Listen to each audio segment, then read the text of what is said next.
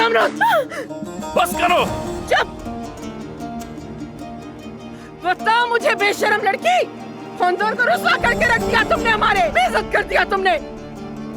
मैंने रुस्वा किया? क्या मैंने बर्बाद किया? क्या आपको ऐसा लगता है? मुझे नसीहत करने के बजाय अपने गिरेबान में झांके। आपको सिर्फ पैसों से गर्ज और किसी से नहीं। रुक क्यों गई? आप मेरे लिए मर चुकी हैं और मैं आपके लिए। आप मत जाना।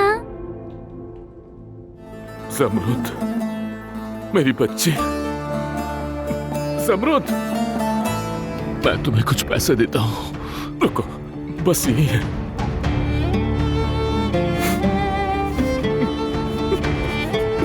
मेरे प्यारे पापा, आप मेरे नजदीक सबसे अमीर इंसान हैं।